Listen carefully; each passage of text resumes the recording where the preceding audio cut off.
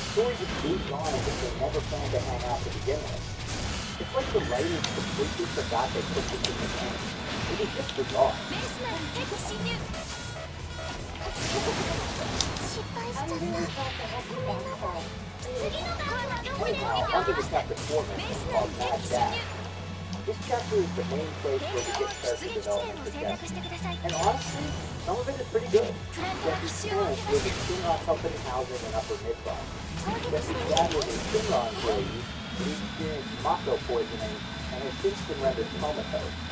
He spends all his days in a vegetative state in bed at home. ベース We マ see ン this 敵侵 firsthand 入 during Jesse's mission. The plan is to use their father's employee badge to access the Shinra storage facility and shoot explosives using the planned bombing of the Sector 5 reactor. Jesse enters their parents' home with Greg and Big so that they can distract her mother while Cloud sneaks into the house and takes the bath. When we go inside, we see the state mother again, and really starts to sink in why Jesse became disillusioned and angry with Shinra.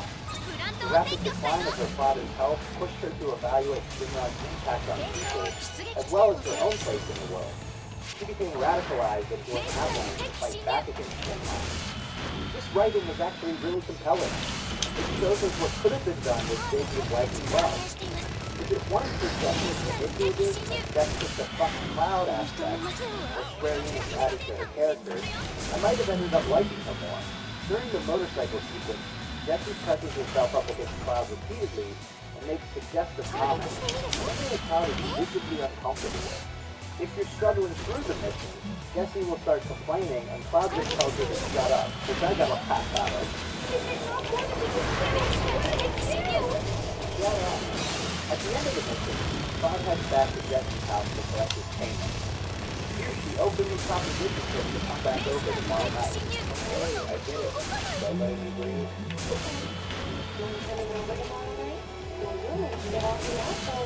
Are you seriously that desperate? Just let go already. Cloud is not thrilled by this at all. But the player is given a choice to give a non-committal response or outright rejection. Not happening.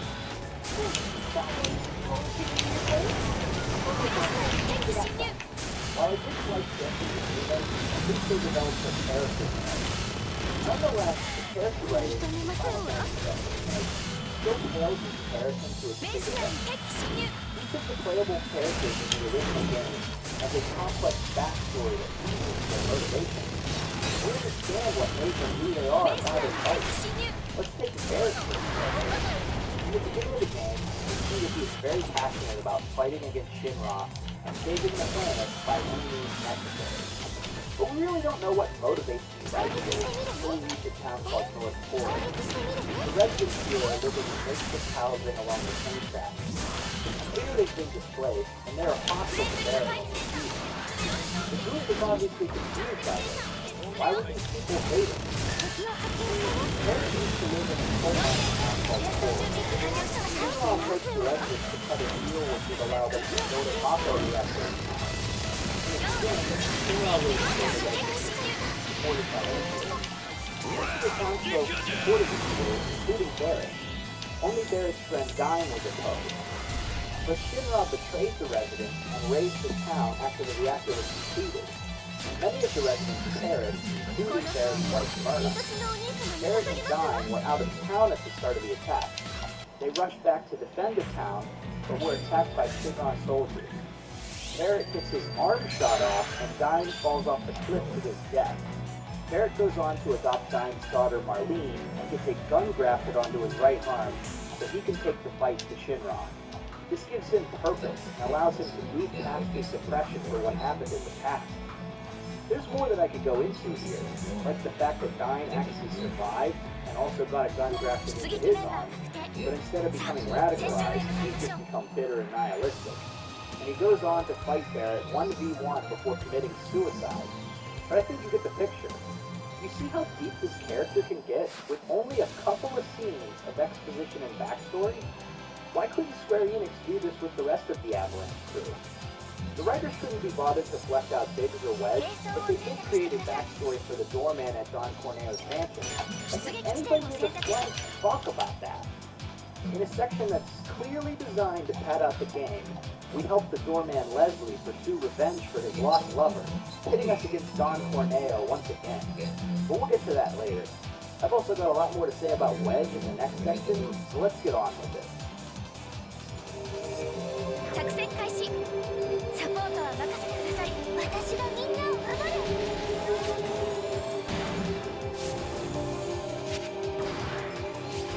Shinra dropping the upper plate on the Sector 7 slot was a turn strength in the original Final Fantasy VII. Cloud and Friends race to the sea to find a fight between Avalanche and Shinra is already underway. Wedge falls off the pillar, plummeting several stories to his death.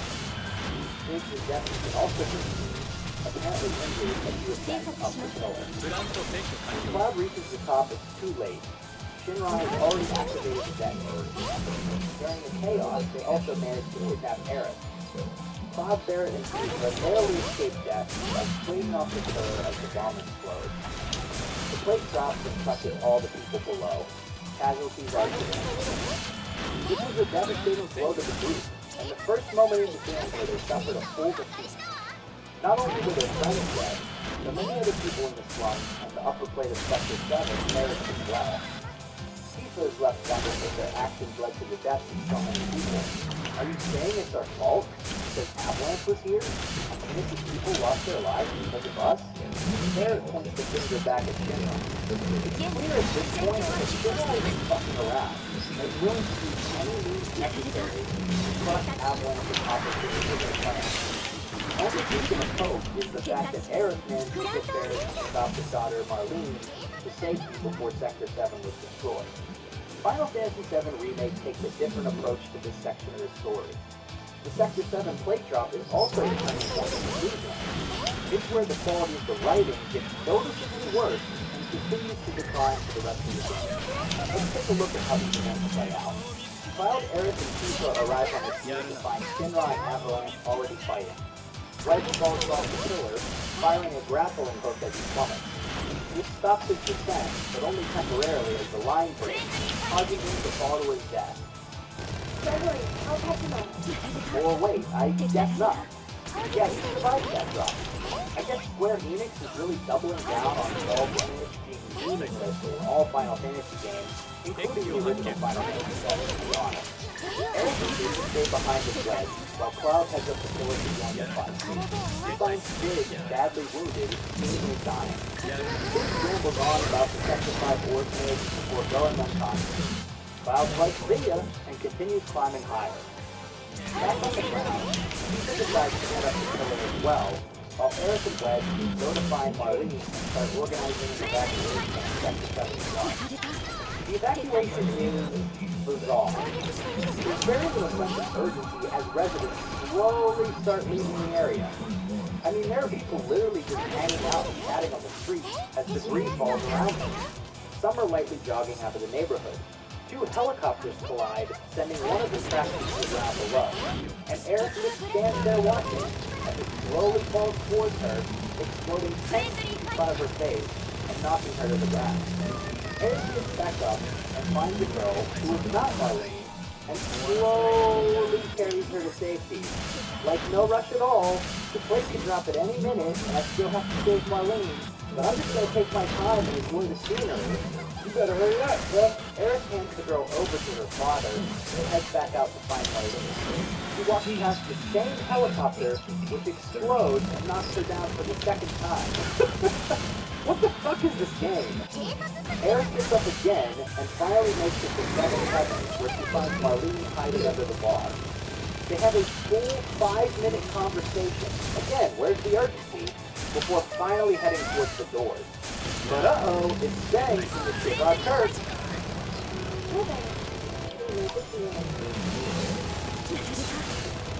Back on the pillar, Cloud and Tifa are dodging helicopter fire from Lena. They eventually find Jessie, who chucks a grenade at a chopper, mortally wounding himself in the process. When Cloud and Tifa reach her, she's trapped under a pile of rubble. Jessie's death scene stretches out for nearly 4 minutes. This is supposed to be an emotional moment, but Jessie was such an annoying character in this game that I didn't feel any sort of way. remember how I said Square Enix had an opportunity to make the death of Squid, Wedge, and Jesse have a real emotional impact? Yeah, well, they got it. Wedge survived the fall off the pillar. Jake just kind of slipped out of consciousness and we didn't see him again. 敵コアの対 Jesse 戦 Jesse 中に was しています supposed to be emotional, but it wasn't. At least for me. Cloud didn't even seem to care. He was just like, hey, bye. The whole sequence fell flat. Anyhow, let's continue. Cloud and Tifa joined Barrett at the top of the pillar. A boss fight ensues with Reno and Ruth. It's a good fight, and the highlight of this chapter so far. 戦況は拮抗 Afterwards, しています Ghost show up to prevent Barrett and Cloud from killing Reno. Ruth initiates the quote-unquote plate separation, which, why is that a feature of this architecture again? Anyway, Tifa does a damsel in distress thing, which conveniently allows Reno and Ruth to escape. And Barrett goes all, "Say hello to my little friend," on the console. The screen on the console is still intact. I guess it was a bulletproof display. And then Zoom calls the gang to let them know he's not there, that there is nothing we can do to stop the plate from dropping on the block. Barrett, Tifa, and Cloud continue to stand around for a full minute while alarms blare and the Zoom falls before finally deciding, oh hey, we should probably get out of here. They zip line to safety as the plate separates and crashes into the slums below. Wedge renders with his cat while a giant piece of debris falls on his head while he goes, huh? 現在戦況は拮抗して And います President Shinra surveys the damage. Other than Jesse and maybe Kid, as far as I can tell, no one in the Sector 7 slums actually died from the plate drop. Instead, the residents all get together singing, Where's the drama, the tension, the conflict, the stakes? It's all been stripped out of this game. Nothing matters. No matter how bad things get, no one ever dies. Except for the really, really annoying ones. Took your sweet time Sector 7 plate drop was one of the biggest oh shit moments in the early part of the original game.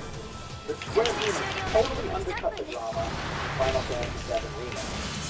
But Wedge died too. What about Wedge? Oh, wait till you hear this shit.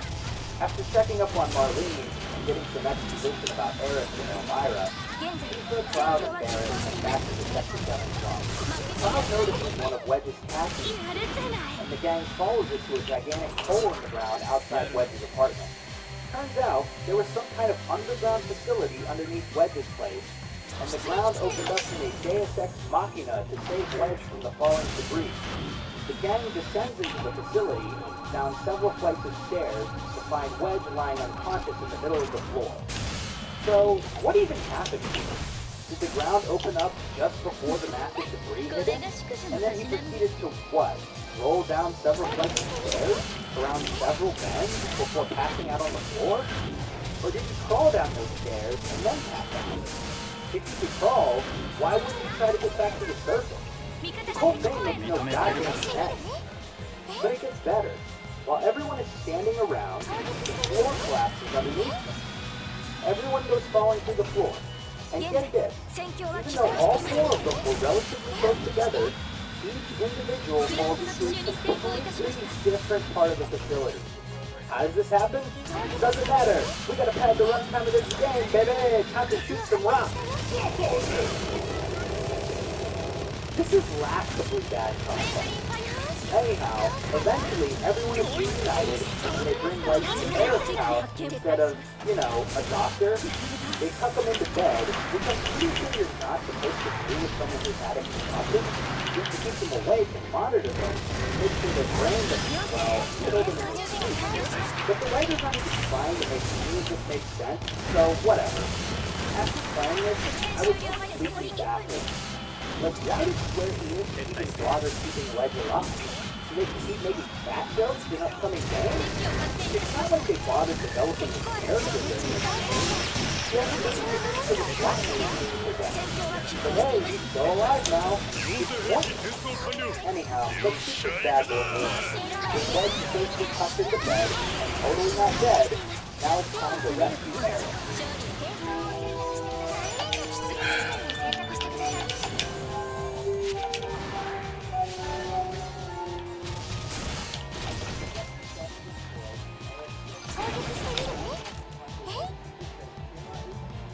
要請終了任務続行作戦終了まで残り10秒したことが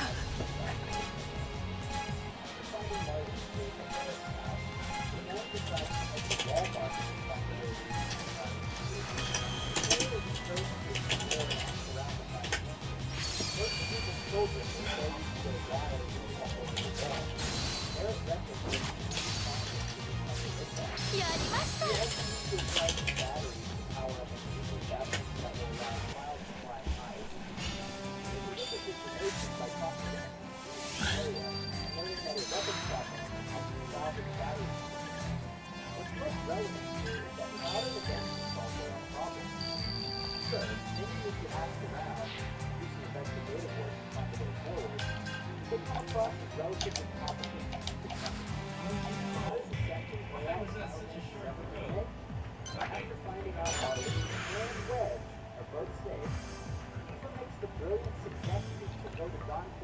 出撃メンバー確定さあ戦場へ向かいましょう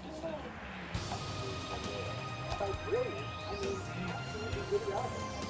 Why would Don Corneo have any incentive to help them? It makes literally no sense. In fact, not only is Corneo unlikely to help them, he's actively hunting Barret in this chapter. There is a side quest where you confront Corneo's goon and fight a Master Toneberry, who is an endgame enemy from the original FF7. The game rationalizes this by having NPCs tell us it's impossible to get to Upper Midgard. I was hoping you were ready to get past that. Sorry, but it's not possible. We're looking for a way topside. No one? 現在戦争は拮抗しています Security's so tight these days that not even a net fits close to it. When an NPC in a video game tells you something is impossible, it's usually not true. So I'm not buying this whole line of thinking that Don Corneo is the only one who can help Cloud and the gang reach Shinra HQ. In fact, future events in this game will prove just how ridiculous this whole sequence is. But I'm getting ahead of myself. Do we really have to kill Corneo again? Also, this whole Corneo is the only one who can help us. It makes Cloud, Tifa, and Barret look helpless and incompetent. What happened to the characters who went up against impossible odds to save the planet? You're telling me they can't figure out how to get to another part of town without getting support from a local mob boss who also happens to be their enemy? But anyhow, this is where the story's going, so let's roll with it. When the gang gets to Corneo's mansion, it's completely empty except for the doorman Leslie. After a short conversation, Leslie agrees to help Cloud get to Upper Midgard in exchange for helping Leslie get revenge on Don Corneo. You see, turns out Leslie had a lover who Don Corneo pictured his bride, and blah blah blah. I don't give a shit. Why is this guy getting a backstory instead of Satan and Wedge? And why is any of this happening at all? This chapter feels like another padding segment meant to draw out the length of the game, rather than deliver us with compelling narrative gameplay. No! Wait! We gotta catch him! Huh? We took the key to the door! We got him for screwed! I just opened up. We head down into the sewers again. Leslie makes the worst assassination attempt ever. Corneo escapes, and you fight the Abzu boss again, and then you finally leave, and Leslie just gives you grappling guns to climb over the ruins. Grappling guns. You can practically fly with the two-step motors on these babies. That's it? Grappling guns? Okay, so why didn't we just go to the ruins in the first place? Honestly, did nobody else think of that idea? The whole premise of going to Corneo for help is so asinine. He didn't even help us in the end. Leslie did. But what if Leslie wasn't there when we showed up? The whole thing hinged on a ridiculous premise, and then it came out. It wasn't even fun from a gameplay perspective because we just have to replay content we've already seen. And a sewer level, no less. Side note, I don't know why developers are obsessed with putting sewer levels in RPGs. Sewer levels are always the shittiest levels in any video game. No pun intended. On top of this, we have to hear about a love story involving characters we don't know or care about at all. One of them is literally fake. You never see their face. Again, this whole chapter feels like the end is filler and Honestly, it's weak sauce. I've got nothing else to say about chapters 14 and 15, so let's move on.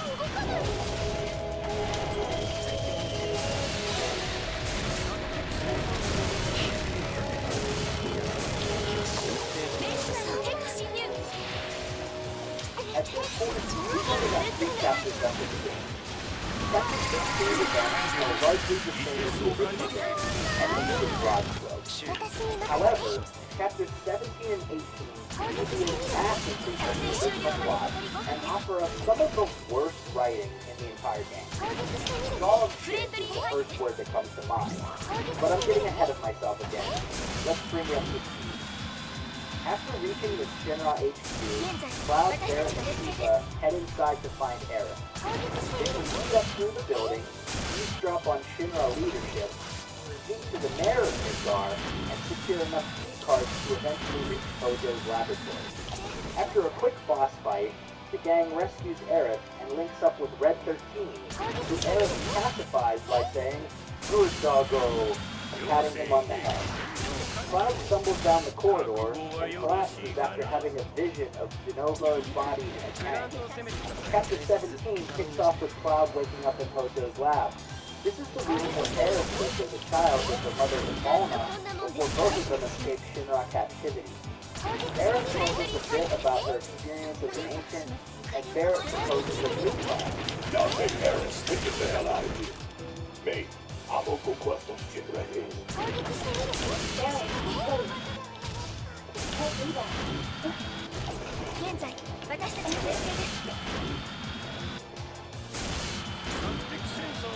Oh, great.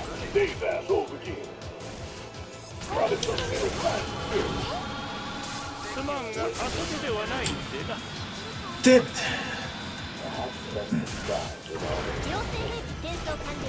本気で参りますわよ。 And here's the first time we get an explanation for the weird ghost things we've seen at various points throughout the game. We somehow learned all this when Aerith touched his head in chapter 16. Apparently Aerith can communicate with the Whispers and somehow see into the future. He tells us that Shinra isn't the real enemy and that there is a bigger threat, though she's reluctant to share too many details because I guess it would be spoilers. But the whole crew just rolls with it. Yeah, Fate goes. Then Wedge shows up. Remember Wedge? Hey guys, remember how it was impossible to reach Shinra HQ from Walmart? Sorry, but it's not possible. Yeah, well Wedge just got here. All by himself. Yeah, he's also fine now. I guess his badass just needed a plate of food to recover from all the massive head trauma he experienced in the last 24 hours. Oh, and by the way, Avalanche has a helicopter. Find a way to the roof, and Avalanche Chopper will come to extract you. HQ fell in the top. And they're sending it to pick everyone up on the roof of Shinra HQ. Are you out of your fucking mind? If Avalanche had access to a helicopter this whole time, then why the fuck did we need to play through a recycled sewer chapter, set with acceptable love story, and deal with Dark Tornado again?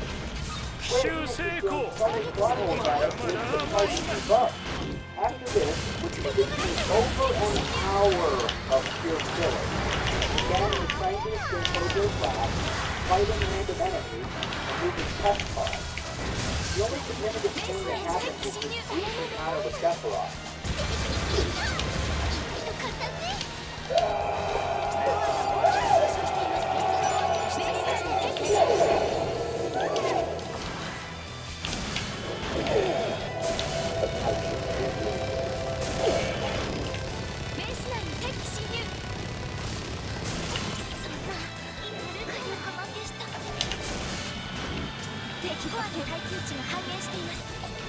Eventually, the gang reaches President Shinra's office to find him dangling off the edge of the building. Barret almost kills him, but Tifa and Aerith protect, so he saves his life instead. Then he demands that President Shinra go on TV and tell the people the truth about Sector 7 and Avalanche. But Shinra just goes to his desk and draws his line on there instead. Like, come on, Barrett. You really think that was gonna work? Shinra does an evil villain speech, and then right as he's about to pull the trigger, he gets murked by Sephiroth. Then this happens.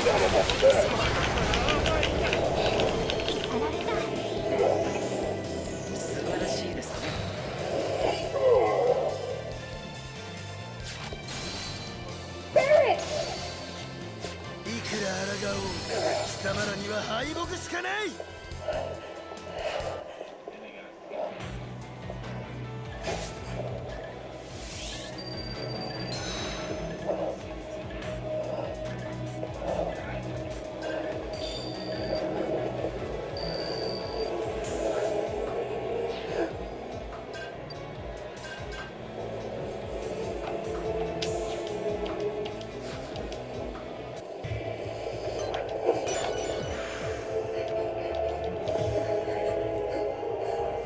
Sephiroth turns out not to be the Sephiroth, but a 出撃 clone, メンバー確定 and he transforms into a boss called Nova Dreamweaver.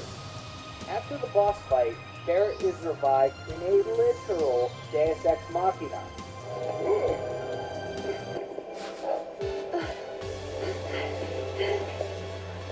Barrett! Are you hurt? 並走を選択してくださいよろしく頼むぞ。 This step. 出撃地点を選択並走を選択してください出撃地点を選択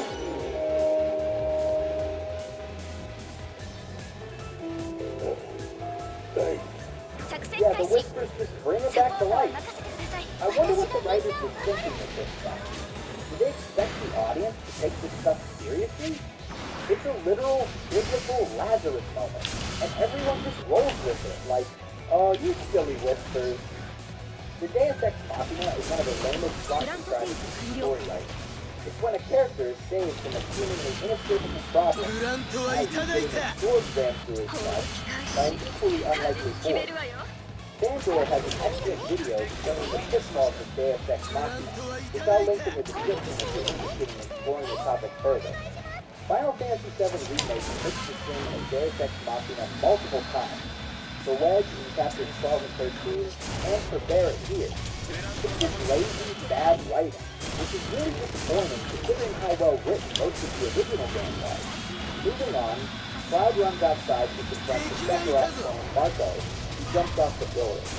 Shinra blows up the Avalanche helicopter, which we should have used earlier to shift to Rehab sewer level, but whatever. Cloud fights President Rufus, and Barrett and Aerith fight the elevator robot bomber. Wedge is still in the building. Remember Wedge? And he gets swarmed by whispers who are trying to give him a Final Destination style death.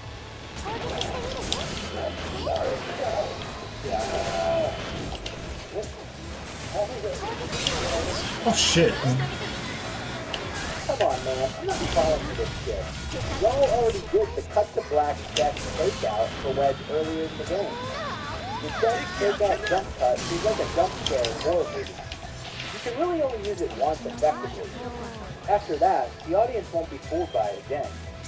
This section ends in a pretty similar fashion to the original game. The gang steals a motorcycle and a truck to escape Shinra agencies via the highway, fighting off goons and motor boss along the way. It's when Cloud and crew reach the end of the highway that things start to get really wacky.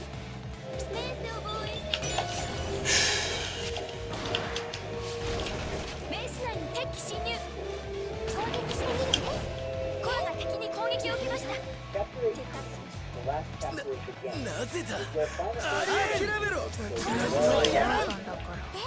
where the characters stop acting with their own thoughts and motivations. And characters like Weird Conduit deliver a bizarre meta-narrative creating freedom in video game remake. As early as 2015, also the story of Final Fantasy VII. In an interview with Genseki Online, game director Tetsuya Nomura discussed the series' episodic nature and flavor. In addition to digging deeper into the episode, he also had a gimmick. Users who played the original version know the story from the beginning to the end, including the important parts. I hope that such people will be surprised. game interview, the producers dictionary capacity. I don't want to take the nostalgia and end up with a one-to-one remake. 失敗しちゃった I want to make the fans of the original version excited again. With that in mind, the story is readjusted. つまんない Both were both translated from Japanese to English. So if they sound a little wonky, that's probably why. They didn't want to simply retell the classic novel and set the story. They wanted to rewrite it and flex their own creative muscles with an original narrative, capable of reaching new fans and surprising old readers. Context is important, because otherwise the events of chapter 18 are kind of baffling to play through. The original space throughout the game is only the story along its original track. Cloud in the game pushing back against the opened up 俺を止められる者などいない This is the plot explanation for the writer's desire to change the story. I understand the desire of developers to craft the story. It's their intellectual property and their creative prerogative to do so. When you're working with a beloved story, like Final Fantasy VII, with an established canon and many sci-fi content, you have to risk that early in the game, to make drastic decisions as well. Especially true if the new content is of a lower quality than the original, which is the case in Final Fantasy VII Remake. Look, ready to expose the difference with the comedy bad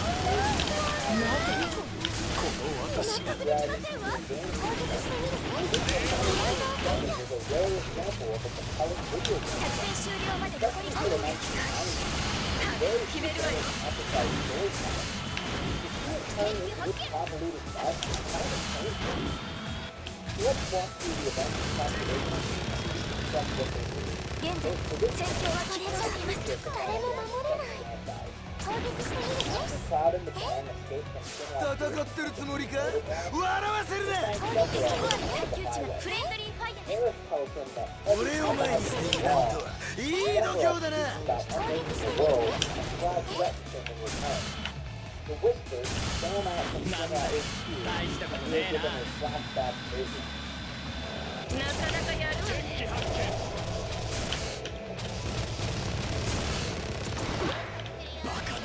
数値が減少していますヘマしちまったこ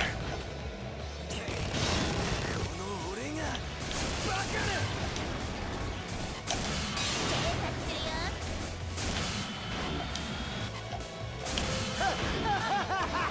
俺を止められる者などいない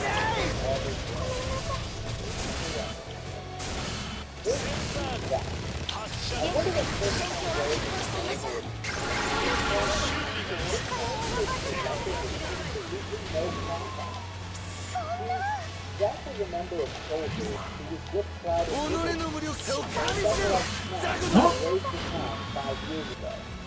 On the aftermath, Cloud and Jack were captured by Shinra and turned into unwilling and experimental suspects. Help Cloud escape in order to forgive them. Unfortunately, Shinra troops caught up with them outside the city and killed Jack. ブラントはいただいた They left Cloud alone and he was so out of it at the time that he was soon to die as well. ありえん Cloud survived, picked up Jack and Green Shield, で and は moved to Big Guy in a hurry. So eventually found him and 戦況は拮抗しています with the Sector 8 reactor pod that took off the 並走出撃地点を選択 This してください is the remake. He's the scene where Zack was killed by Shinra troops in the original game. But again, それじゃ again, it's completely unnecessary. Without having played the original game, new players will likely have no idea who this guy is or how he connects to the plot. Or 攻撃してみるね the fight leading it. 攻撃してみるね Sephiroth cut the hole in the fabric of 戦 space ってるつもりか笑わせるな before walking through. Cloud steps forward to give chase, but Eris grabs him by the arm and says, "This is the point of no return." He casts a spell and says, "Destiny's Crossroads." Right?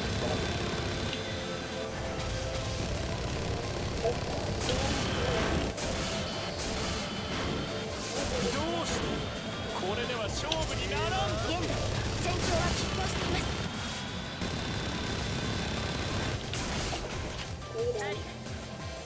攻撃してみる？妖精兵器の転送準備が完了しました。ベース内に敵機侵入。手加減はできないでありますよ。出撃地点を選択し、ベース内に敵機侵入。Near the freedom to the right. 倒したよ。 This Aerith as a mouthpiece for the desire of the writer. It's also worth mentioning that at this point in the game, we haven't really learned much of Sephiroth's motive. We just know that Cloud reacts very strongly to 作戦終了。敵コアの回転値が半減しています。 feature from the original FF1.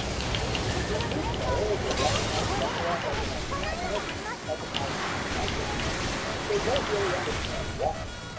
So after talking about Paradigm freedom, Aerith then reveals that Sephiroth is the greatest weapon. 敵ブラストを見つけたわ。出撃地点を設置し、ベースを守ってちょうだい。作戦終了まで残り30秒。 So let's compare this to how we learned about Sephiroth's motive in 1997. In the original game, Sephiroth's motive and backstory are delivered through flashbacks and directed counterweight. The writers show us what he plans to do and why he 作戦終了まで残り10秒。 Midgar proudly tells the events of 5 years earlier in Nibelheim, where Sephiroth lost his mind after burning through the product of a Shinra experiment called the Nova Project. Sephiroth spent days researching the project, the legacy of the Spectra and Nova, coming to the conclusion that either his death or return the planet to the Nova by burns down the entire town and kills many, including Cloud's mother and Tifa's father. This gives us a personal connection to pursuing Sephiroth and new Cloud of Tifa. Later, when we encounter Sephiroth in the Temple of the Ancients, we learn how he plans to harness the power of the Black Material to summon a meteor to smash into the planet. The destruction will cause the planet to marshal a massive amount of energy to heal お itself. 疲れ様です。 Sephiroth 手応 will え then はどうで harness した that か？ power to become a god. In the remake, Aerith's just like, he's the biggest threat and we must stop him. The writers are just telling us that stuff, not showing us the actual exposition in gameplay. I think they should have put the Nibelheim flashback in chapter 17 and cut that stupid village section.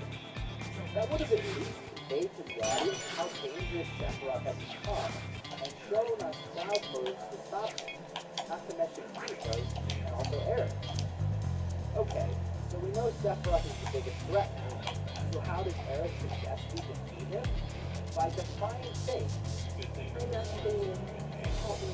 I know that together we can do this. But if we do, everything you know will be destructive. Help me. I know that together we can do this. The freedom for the writers. This isn't Aerith the character speaking to us. It's Aerith as a mouthpiece for the desire of the writers. 各種デー It's タの also 詳 worth 細を確認 mentioning できます。 that at this point in 各 the 種デ game, ータの詳 we 細を haven't 確 really 認できま learned す。 much of Sephiroth's motive. We just know that Cloud reacts very strongly to seeing him, and we've seen flashes of the past and future from the original FF7. A new player will recognize Sephiroth as an antagonist because of how he's presented, but they won't really understand why. So after talking about boundless, ブラストラ terrifying ンナーの freedom, カスタマイズや Aerith 装 then 備の変 reveals 更が that できます Sephiroth is the greatest threat to the planet. There's no greater threat to the planet than him. 武器や機体パーツを獲得できます。 Sephiroth has to be stopped. He has to be. He doesn't say why or what he intends, so let's compare this to how we learned about Sephiroth's motive in 1997. In the original game, 本日のデイリーミッ Sephiroth's ションで motive す。 and backstory are delivered through flashbacks and direct encounters with him. The writers show us what he plans to do and why we need to stop him. After leaving Midgar, Cloud retells the events of 5 years earlier in Nibelheim, where Sephiroth lost his mind after learning he was the product of a Shinra experiment called the Nova Project. Sephiroth spent days researching the project, the legacy legacy of the Cetra and Genova, coming to the conclusion that it was his destiny to reclaim the planet for 本 Genova 日の by レイドミッ force. ションです He burns down the entire town and kills many, 武器や including 機械 Cloud's パーツ mother, を獲得できます Tifa's father. This gives us a personal Border connection to pursuing Sephiroth through Cloud and Tifa. Later, when we encounter Sephiroth in the Temple of the Ancients, we learn how he plans to harness the power of the Black Materia to summon a meteor to smash into the planet. The destruction will cause the planet to marshal a massive amount of energy to heal itself, and Sephiroth will then harness that power to become a god. In the remake, Aerith's just like, he's the biggest threat and we must stop him. The writers are just telling us he's a threat, not showing us the actual exposition and gameplay. I think they should have put the Nibelheim flashback in Chapter 17 and cut that stupid village section. That would have at least conveyed to the audience how dangerous Sephiroth had become and shown us Cloud moves to stop him, not to mention Tifa's and also Aerith. Okay, so we know Sephiroth is the biggest threat now. So how does Aerith suggest we defeat him? By defying fate. I'm asking you to help me. I know that together we can do this.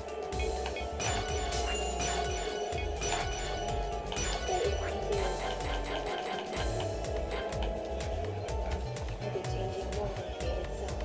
The victory in the original game was not a total victory by any means.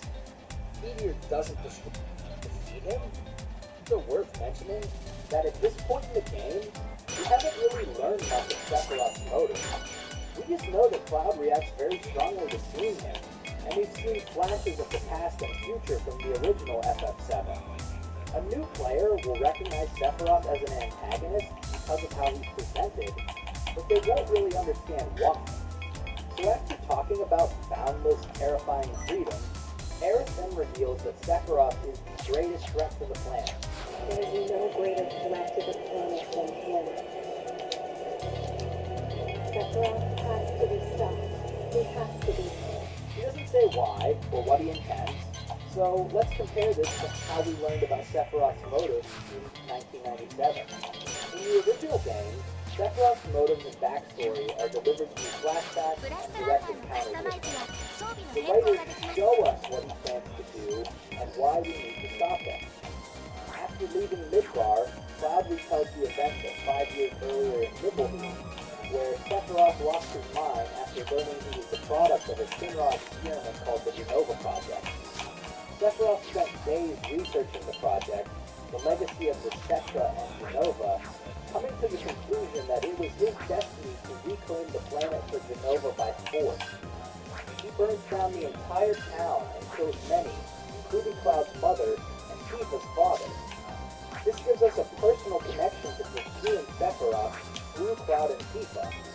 Later, when we encounter Sephiroth in the Temple of the Ancients, we learn how he plans to harness the power of the Black Materia to summon a meteor to smash into the planet.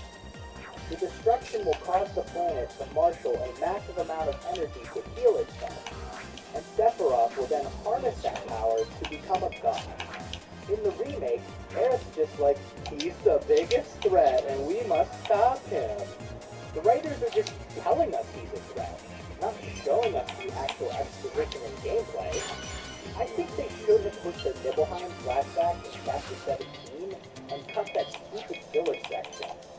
That would have at least conveyed to the audience how dangerous Sephiroth had become and shown us Cloud moves to stop him, not to ボーダ mention ーや各 Tifa's 種アイテム and の also 購入がで Aerith. きます Okay, so we know Sephiroth is 武 the 器や biggest 機械 threat. パーツを獲得 So できま how す does Aerith suggest we defeat him? By defying fate. I'm asking you to help me. I know that together we can do this. But if I do, I'll be changing more than fate itself. If we succeed, this absolute one will be changing our lives. Why, though? It's been shown that Aerith can tap into the planet's memories and see glimpses of the future. So does she know that Cloud and the crew defeat Sephiroth and save the planet in the original? If so, it seems seems like a pretty big risk to deviate from the path of fate. What if we end up using it all instead? Why else would Aerith want them to deviate from fate? Well, the victory in the original game was not a total victory by any means. The meteor doesn't destroy the planet, but it does destroy Midgar. Even though humanity survived, many lives were lost. Oh, and Aerith also died in the original game. So is Aerith just trying to save her own skin? Is that why she won't reveal all of her cards to the rest of the crew? Is that why she seems to hesitate when Cloud starts to go after Sephiroth? Would the Aerith that we know and love be capable of something as selfish as risking the fate of the world for a chance to save her own life? It doesn't seem in line with her character at all. Again, this is what I mean when I say the characters choose to act on their own motivations and become conduits for a bizarre meta-narrative. This isn't a way of supposed to be. It's not the characters who are motivated to deviate from the path of fate. It's the writers of this game. At this point, Cloud agrees that Sephiroth has to be stopped, and you move through the portals. Before you do, the game shows you this message, which I found hilarious. When you cross the barrier of whispers, strange and terrible things may be waiting on the other side. Yeah, Square Enix, you're not kidding. Let's make the challenge different. The road is the last line of defense. It won't be easy. Other than Aerith, do any of the characters even know why they're doing this? Especially someone like Barret. The Whispers literally saved his life in the previous chapter. Guys, first time I spit Destiny's Eye. Not one of them is like, hold on, Aerith, what is Sephiroth planning? And how will deviating from fate help us stop Sephiroth? They all just roll with it. Once inside the void, the gang will be pulled up into the sky and do a bit of platforming before confronting King Daddy Whisper, aka the Harbinger of Fate, or as Barret calls it, Ultra Big Boy. ボーダ That ー guy, や各種アイテム Ultra の Big 購 Boy 入 is ができま all す mine. This whole section is visually impressive, but I can't help but continue asking myself, why are they fighting the Harbinger of Fate to begin with? How is this going to lead to Sephiroth's defeat? In any case, eventually the gang does destroy Ultra Big Boy and gets transported to some kind of white light realm. Cloud is like, where are we? And Aerith is still on her cryptic bullshit. Sephiroth beckons to Cloud again. I'm waiting, Cloud. A gigantic explosion. Big-ass meteor. Sephiroth rolls in and throws the Shivra HQ building at Cloud, sending the whole crew flying through the air. Cloud cuts debris with his big-ass sword and sticks the landing, taking 0 fall damage. Cue up One-Winged Angel. This is my shit!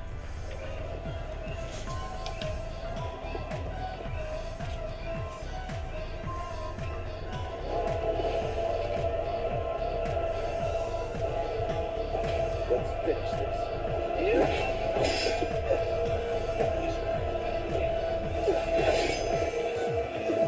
This fight is undeniably awesome. The boss battles in this game are what really stand out and shine. 戦場へ It's 向かいま just しょ that う the context of the story writing really drags things down. Eventually, with some help from Cloud's friends, Sephiroth is defeated, at least for now. But he pulls Cloud up into space to have a little chat. He invites Cloud to join him in defying destiny, and Cloud refuses. 並走を選択してください出撃地点を選択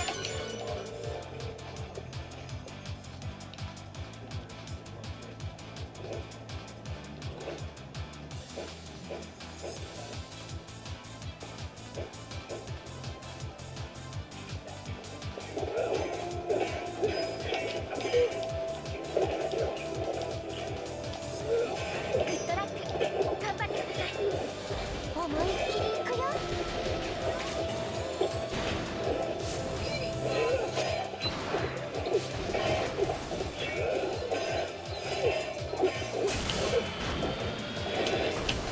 プラント占拠完了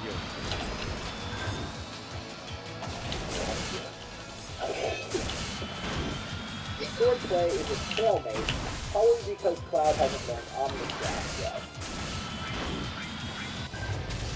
プラント占拠完了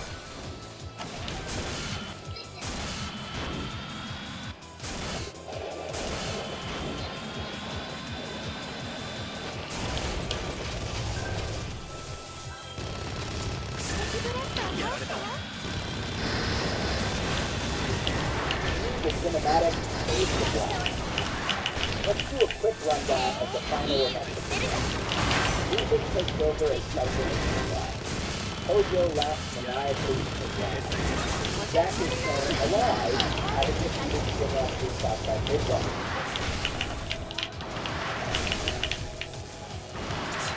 The Slump folk are alive and well, and the camera pans into the orphanage, showing Barrett alive and well.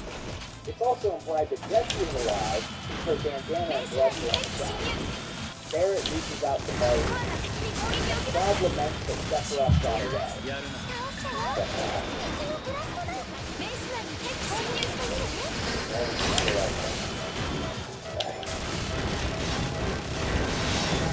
I'll come to me. ブレッドを倒したよ。敵のブレッドを見つけたよ。敵を発見したよ。撤退やられた。よし、撤退す倒したよ。る。やられた。敵をやるな。敵のブレッドを見つけたよ。やるな。やられた。 That's what the good old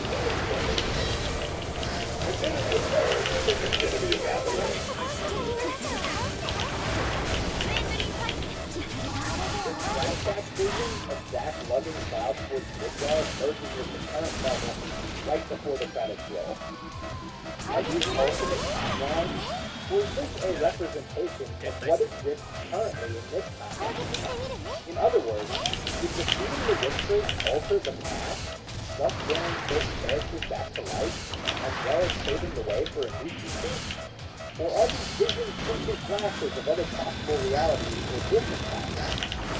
Final Fantasy VII Remake posed lots of questions, but offers little in the way of answers. Only time will tell what Square Enix decides to take the story next. Let's bring this bad boy home. 出撃地点を選択してください。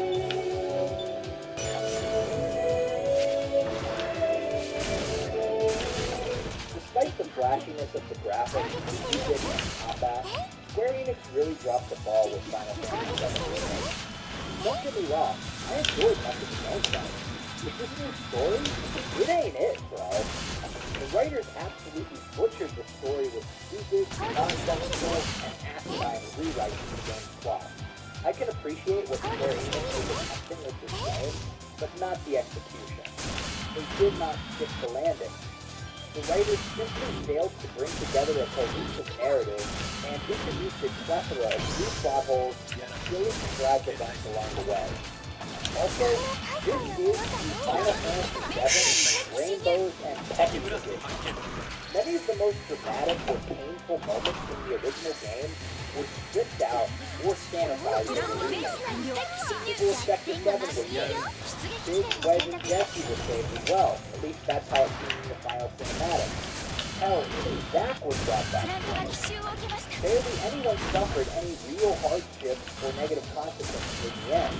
It's a Pollyanna story. There are some great moments in this game. Unfortunately, the overall experience is dragged down by excessive filler, poor character development, lackluster side quests, nonsensical plot devices, and overall bad writing. After receiving some fan backlash over the game's 戦況は ending, 膠着してい Square ます。 Enix put out a 気を抜かず statement 頑 on 張 the ってく future だ of さ the い。 franchise. 4点兵器の生産 Producer 準備が完了しました。 Yoshinori Takashi said, "We're not drastically changing the story, making it into something completely different from the original. Even though it's a remake, this is seeing the story of FF7 will continue as FF7 always has. But here's the thing though, I コ don't アの believe 耐久 this. 値が減少してい They've ま already す。 made the story. And why go to all that trouble of writing about the whispers and defying フ fate レンドリーファイ if ト。 they're planning to keep the story in It's all very suspect. Here's what I predict for the future of the FF7 remake series. I think they're going to go in a completely different direction than the next one will be further removed from the plot of the original Final Fantasy than this installment was. I think Aerith is not going to die this time around. I also think Big, Wedge, and Zack will all be alive in the next game. So who the fuck knows what role they would play? I would hold judgment until I played the next game. It's entirely possible that being an original story that it's a part of. But based on the rewriting I've seen in FF7 remake, I entirely doubt it. Because this one is not incredible. If you've made it this far, I just want to say thanks for watching. Let me know down in the comments what you thought of my take on Final Fantasy VII Remake. I had a lot of fun putting this together. I'm planning to do some more long-form videos like this one on my channel. I'm working on a retrospective video about the original Final Fantasy VII right now. So if you're interested, be sure to subscribe to my channel. Stay safe out there, folks, and have a great day. This has been Big Sam Jones. Peace.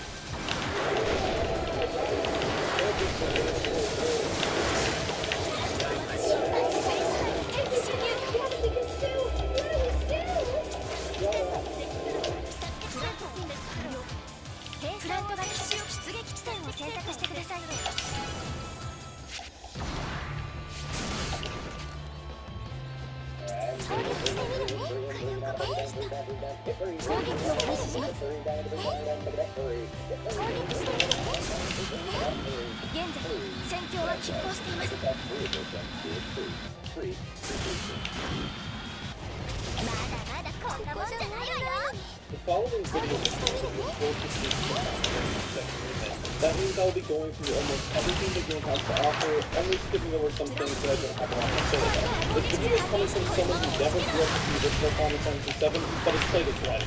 Once last year, and the second time in preparation for this video.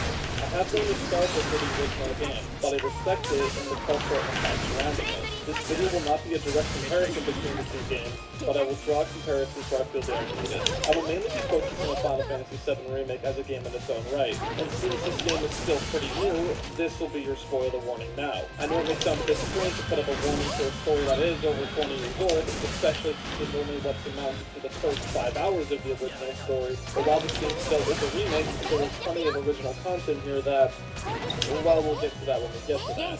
Final Fantasy VII Remake starts off by showing us the evolution of the city of Midgar, the game's main location. Think of Midgar as an oil platform, but instead of digging for oil, it digs deep into a planet so it can suck up energy from something called the Life Stream, or Mako Energy. Midgar also functions as a massive city divided into 8 layers, with an upper and lower layer, each layer having their own Mako reactor for sucking up energy on the top layer of each sector. We flash forward an unknown amount of time to where the city has been fully completed and immediately throw into action. A train pulls up and a group of people take out the surrounding soldiers before we're introduced to our main character.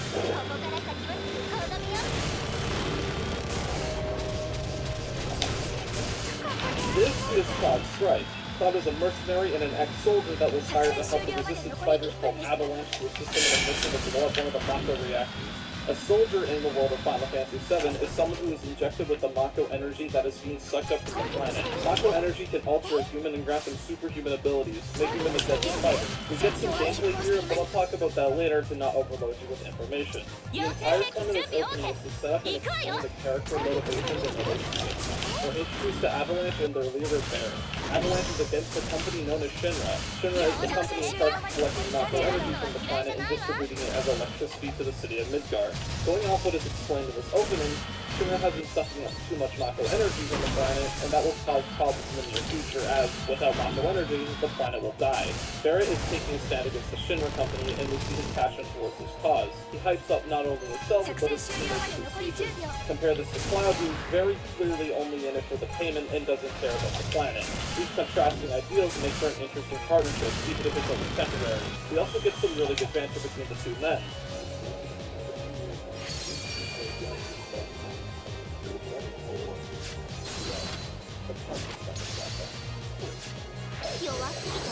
This opening also presents us with our first choice. We need to decide to set the bomb to blow up in either 20 minutes or 30 minutes. I'll talk about the choices in their entirety real quick because they don't have a huge impact on the game overall.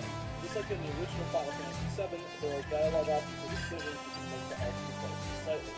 Most of this was to aid the hidden relationship system where we could potentially go on dates with every single party member. However, the spirit behind this system was kept in the remake but is expanded ever so slightly. To briefly jump ahead a bit, setting the timer to 20 minutes will show Jesse that you're brave and she'll reward you with some